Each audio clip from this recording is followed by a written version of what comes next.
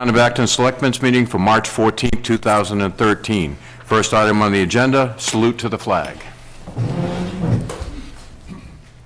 I pledge allegiance to the flag of the United States of America and to the republic for which it stands, one nation, under God, indivisible, with liberty and justice for all.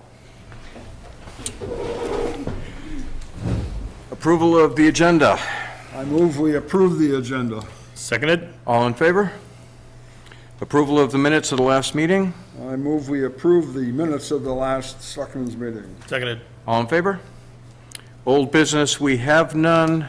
New business, Principal Tricia Bovin is here from Acton Elementary School to talk to us about the Vision program. Trish? Thank you. I'm here tonight in hopes that we can communicate from the school to the rest of the town and give you a bit of an overview of what's being done at the school level as well as the community level in education. At this point in time in education, schools are being directed, encouraged, quite strongly nudged to change, to make changes in their education plan. And with that, Acton Elementary School, Acton Department, has looked at creating a vision committee to talk about where Acton is and where Acton is going. So one of the questions that came up with the start of this vision committee is, what do we want our students to know and be able to do when they leave Acton School? Because it is a K-8 building, we know that our students are going on to further education, but it's not enough to say we're just getting ready for more school. We need to look at the kind of citizens we want them to be, and we need to look at the character, the school culture, how they can contribute and be successful no matter which school they go to, no matter what type of schooling they go to, and later on to look at what kind of citizens and what kind of contributions they can make to the town. So with that, the committee is looking for more support from the community. We're looking for more people to come to these vision meetings and give their input to really talk about what matters to them as citizens of Acton, what they would like to see students be able to know and do, and to really look at what might be different, how school is different than 10 years ago, 20 years ago, and beyond. So I'm hoping with the help of a little video, you can kind of see the start of why we have these questions, of why school needs to look different. And then I'm going to talk about a few other things that are happening in education, and then if anybody has any questions, I'd be glad to answer them. So this video is a very, very short clip, and the person speaking is Sir Ken Robinson, and he is a very well-known person in education that talks about the change we need to go through.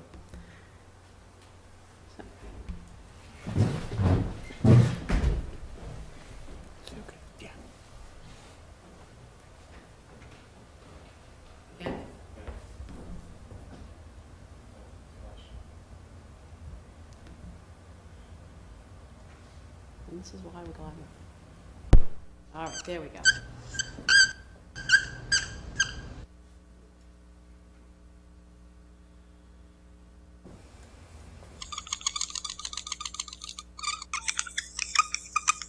Every country on earth at the moment is reforming public education. There are two reasons for it.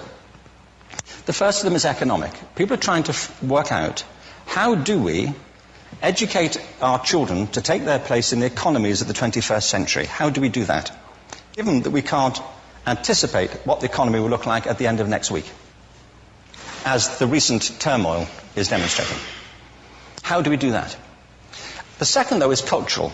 Every country on earth is trying to figure out, how do we educate our children so they have a sense of cultural identity and so that we can pass on the cultural genes of our communities while being part of the process of globalization. How do we square that circle? The problem is they're trying to meet the future by doing what they did in the past. And on the way, they're alienating millions of kids who don't see any purpose in going to school. When we went to school, we were kept there with a story, which was if you worked hard and did well and got a college degree, you would have a job. Our kids don't believe that. And they're right not to, by the way. You're better having a degree than not, but it's not a guarantee anymore. And particularly not if the route to it marginalizes most of the things that you think are important about yourself. Some people say we have to raise standards as if this is a breakthrough. You know, like, really, yes, we should. Why would you lower them? You know, I mean, I haven't come across an argument that persuades me of lowering them. But raising them, of course we should raise them. The problem is that the current system of education was designed and conceived and structured for a different age. It was conceived in the intellectual culture of the Enlightenment and in the economic circumstances of the Industrial Revolution. Before the middle of the 19th century, there were no systems of public education. Not really. I mean, you could get educated by Jesuits, you know, if you had the money. But public education, paid for from taxation, compulsory to everybody and free at the point of delivery, that was a revolutionary idea. And many people objected to it. They said it's not possible for many street kids, working class children, to benefit from public education. They're incapable of learning to read and write, and why are we spending time on this? So there's also built into it a whole series of assumptions about social structure and capacity. It was driven by an economic imperative of the time, but running right through it was an intellectual model of the mind, which was essentially the Enlightenment view of intelligence. That real intelligence consists in the capacity for a certain type of deductive reasoning and a knowledge of the classics originally, what we come to think of as academic ability. And this is deep in the gene pool of public education, that there are really two types of people, academic and non-academic, smart people and non-smart people. And the consequence of that is that many brilliant people think they're not, because they've been judged against this particular view of the mind. So we have twin pillars, economic and intellectual. And my view is that this model has caused chaos in many people's lives. It's been great for some. There have been people who've benefited wonderfully from it. But most people have not. Okay, so I'm going to stop here for the video. How long is the total video? About 11 minutes, and it's available on our website under the vision.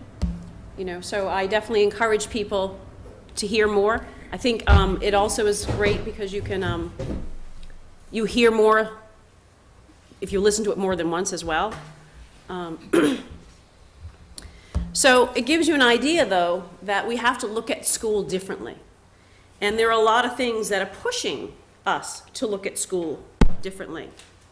And I'm going to ask anyone who's thinking right now, who's listening, to think about expectations that you have of your doctor, your cell phone, your bank. Notice how you are served by these many different people, companies, technologies. Many of our day in and day out activities are customized now. You go get a coffee, you have so many choices.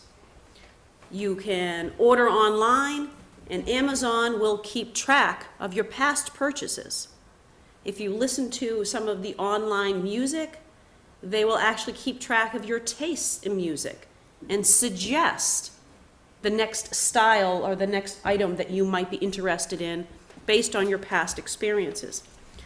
I kind of think of it like a buffet with a minimum purchase and a guarantee of a certain quality. And that is where I see where education is also going with standards-based.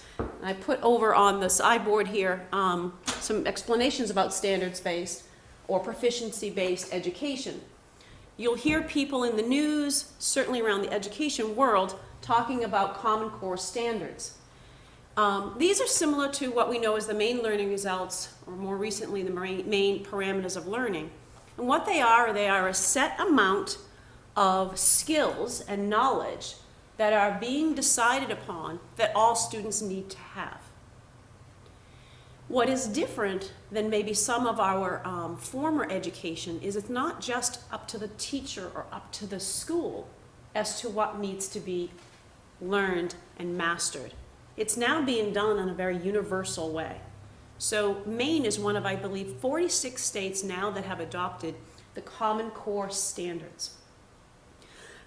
So, excuse me, the future is just shortly, a few years away, where all students will have a standards-based diploma. So it won't be just what course and whether you got an A, B, or C. It will be, did you master these standards? And with that comes some benefits and some challenges. People are going to have to change their local lessons, their units, their curriculum. But it also means as schools take in and shift around students from town to town, state to state, there'll be a level of expectancy for these standards. So a student could go from Sanford to Portland to Acton to Presque Isle, and certain levels and criteria will be universal throughout the state. So you won't have a lot of the gaps that we now have, or years of repeated curriculum because a student was moved. The requirements going from standard to standard will be clear and consistent. Teachers and educators are working together to make sure they understand what a minimum level at any one standard is and how to measure whether or not a student has mastered it. What's really exciting to me in education is the learning is constant. Students will learn. There'll be a minimum that students must show proficiency in, and it'll be our job as educators to make sure they get there. What's going to be changing, the variable, is time. Some students will master those standards sooner, and some will take longer. Some will need it to be taught to them in more than one way. And it'll be our job as educators to ensure that that happens. That kids are not just, oh well, you didn't get it, just move them along. We will work with these children, give them the time they need, the instruction that they need to be successful. So students will be less about how old are you and what grade you are in, but rather what have you learned and what do you now need to move on to. And they will have that multiple ways of showing mastery. The other part of this that we cannot ignore is we have got state and federal mandates coming down saying, you will match this Common Core. You will move your report cards, your communication with parents in a way that identifies these skills and shows parents that their child or children have mastered these skills. So that's where the vision work comes in. We want to work with the community of Acton to talk about what standards they value, to talk about what kinds of citizens they want these 8-year-olds and 10-year-olds and 15-year-olds to become. And it's really important to see that it is a community endeavor. The school cannot do it alone. There are budget decisions to be made, there are priorities to be made, there's room for volunteer work and support from outside the school to make the school work better. So I'm asking, I'm encouraging, I'm trying to share what I have so that more people will come and help us move education in the right direction. The vision work really comes down to how do we work together to be sure that Acton students are getting the education they need.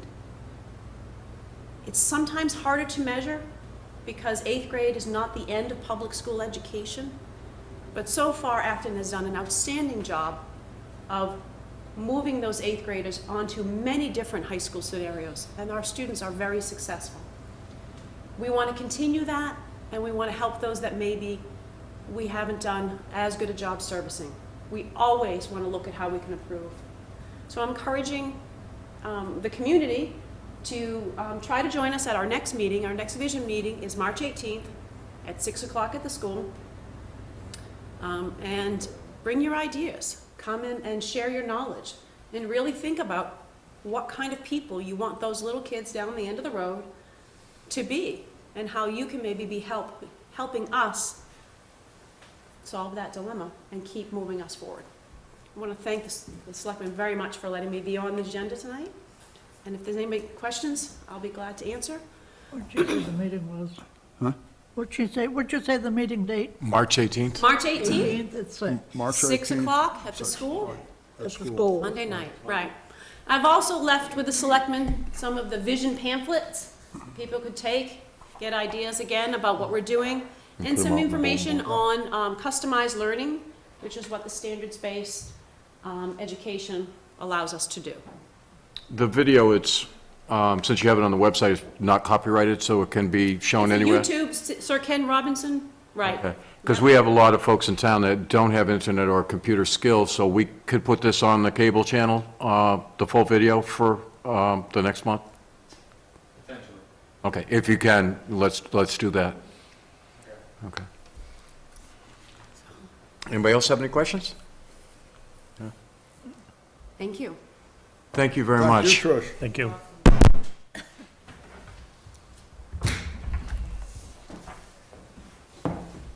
Right.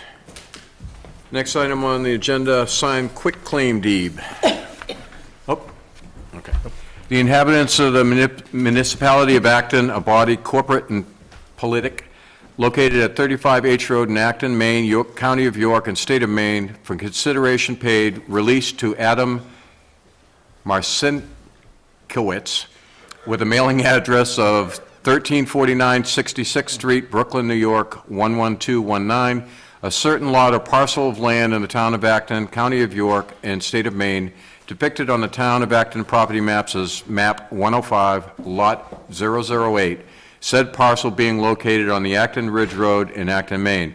The property was acquired by the town of Acton by virtue of the expired lien to Adam Marcinkowitz, recorded in Book 16134, page 934 in the York County Registry of Deeds in Alfred, Maine.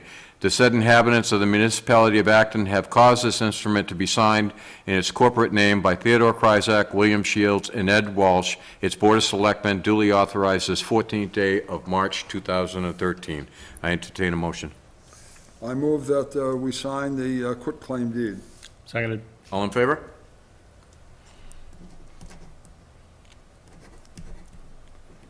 And I should have someone come up Yeah, with it. if somebody would come up and be a witness for all three of our signatures?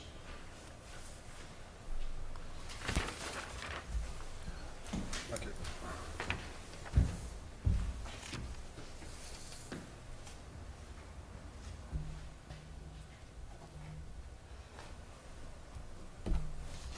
Can you lean on it, Paul, over there? You got- Witness these three.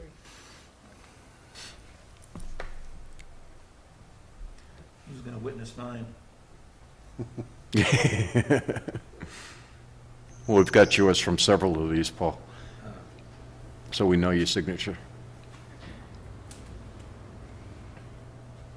Some of them know this, and I watched it. There you go. You're going to witness. Okay, anybody have any other business? Yes. All right. 2 points. First of all, the school budget process, most of the workshops are complete. The only thing that's left to do is a final workshop on March 19th, this next Tuesday at 6 p.m. We're going to be going over all of the budget from stem to stern and just sort of reviewing what we talked about previously and essentially nailing down the numbers. So I certainly don't expect a whole lot of change after that point. If anyone would like to be involved at all in that process, I strongly suggest that March 19th workshop would be a good thing to attend. After that, on March 26th, 6 p.m., the Warrant and Finance Committee will have an official meeting with the school committee to render our recommendations for the budget. And right now, the actual town meeting is scheduled for April 23rd, I believe. Second matter, the Warrant and Finance Committee could still use an alternate member. I'm not even going to mention both members, just talk about the alternate member. 1 year with a membership through June 2013. So for an investment of a couple of months of your ongoing participation, you will be a bit more invested in the town budget process, and perhaps you'll be even encouraged to continue that after June 2013. Right now, as I mentioned, we're pretty much winding down the school budget, so I don't expect that you'd be involved in that. But the town budget process is about to begin in earnest, and it would certainly be helpful to have your participation with that. Thank you very much. Thank you, Paul. Thanks, Paul. Anybody else? No? Okay, announcements. We have one vacancy on the Mary Grant Committee, one member and one alternate member of the Saco River Corridor Commission, and 2 alternate Warrant and Finance Committee members. Nomination papers for the June 11, 2013 election will be available on March 15th, which is tomorrow, at 9 a.m. in the town clerk's office for the following seats: 1 selectman, assessor, and overseer of the poor for a 3-year term, 1 road commissioner, District 1 Northern, for a 3-year term, and 1 school committee member for a 3-year term. So if anybody's interested in running for any of those positions, the nomination papers are ready tomorrow morning. Pat Stevens was awarded the contract to do the floor on the library. He has completed the job. He did an amazing job without us having to move all the books out of the library. He jacked the floor all up and put foundation underneath with new beams and posts. And during his work, we discovered this huge cement thing that was in one corner of the library and made the floor in that corner higher than any place else, and there was nothing he could do about it. And we discovered it was because when the schoolhouse was first given to the town, half the schoolhouse was the library and half was a selectman's office. So that large vault that's in Lorraine's office used to sit in the corner there on this huge cement block that's in the back right-hand corner of the library. So other than that back corner, the whole library is all fixed so that the floor is not sagging anymore. And he did a great job, and we thank Pat Stevens for that. The Ambulance Association has purchased a used ambulance from the town of Shapley. Shapley had just purchased a brand-new one, and ours, the Ambulance Association's ambulance that they have now, was in pretty rough shape. And Town of Shapley accepted their bid of $10,000 after putting it out to bid with a minimum bid of $15,000. So they'll be getting that pretty soon, and they estimate that that will last the town at least 5 more years. So thank you to the Ambulance Association for working so hard to get an ambulance to keep going in the town of Acton. And there was something else. Oh, I guess that's it. Go ahead. Sure. You guys have something? Yeah, I've got a few things. The Acton Shapley Youth Conservation Corps is currently hiring for the Acton Shapley teenagers who are at least 16 years of age and enrolled in high school for their erosion control program that they do around the lakes. The job runs from June 24th to August 9th, and it's from 9 in the morning till 3 in the afternoon. Interested candidates should visit the town's website at www.actonmaine.org. There's a direct link on there for the applications. This is something that we also support through our town budget as well. So it's a really good thing to do. And if there's any kids out there in Acton Shapley that are interested in it, encourage them to go online and apply for that. There's also going to be a rabies clinic April 27th at 10 a.m. to 2 p.m. at the Aubuchon Hardware Store in Springvale. Cats must be in crates, and dogs must be on leashes, preferably not the flexi leashes, but a regular solid leash. For more information, contact the Animal Welfare Society in Kennebunk. There's a number of dogs, I think, that still need to be registered for the town of Acton. Some of that involves getting a rabies certificate. So this is a really good way to get that certificate. It's usually a reduced rate when you go to a clinic. As Paul had stated earlier, the school budget the school budget vote dates have been set. It's a 2-step process. The budget hearing for the town, which is a town meeting style, will be Tuesday, April 23rd at 7 p.m. at the Acton Elementary School.